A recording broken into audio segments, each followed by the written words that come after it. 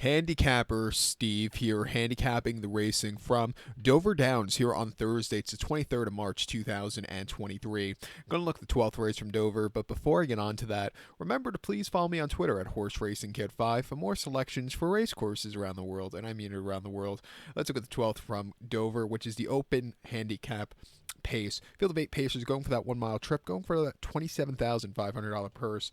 My top selection here, I'm going to go take the 6 horse, Henneken by the Bay. I'm going to go 647 in your trifecta. 647 trifecta. Top selection is 6 horse, Henneken by the Bay. This 4-year-old gelding by Southwind.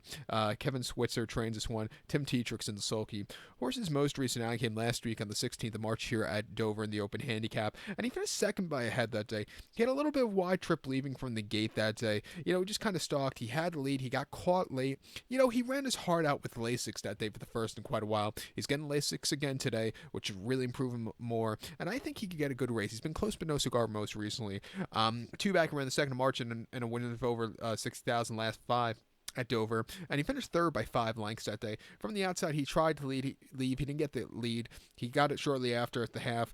He moved a little bit, but then he just kind of hit the wall late. We just took a little bit out of him too soon early on in the race, and also they were flying that day. 150 and 4, they went for the final mile. He just couldn't keep up of those fractions. They went 149 and 4. He went 150 and 4.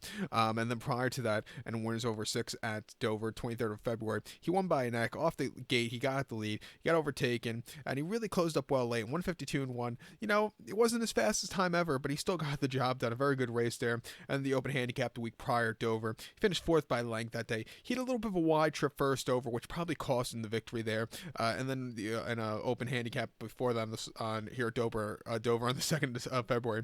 He finished second by 1 3/4 lengths. Again, a very wide trip from the 8 hole. It just took a little out of him late, where he just couldn't get the good turn of foot. But refreshing here, back to the Open again. Lasix on. I'm going to give him a shot. I think the 4 horse Grand Cayman is your second likeliest winner. Last week in the Open here, coming from the Meadowlands, he finished 4th by 1.5 lengths that day, and I just thought he was just a little bit too out of it early on.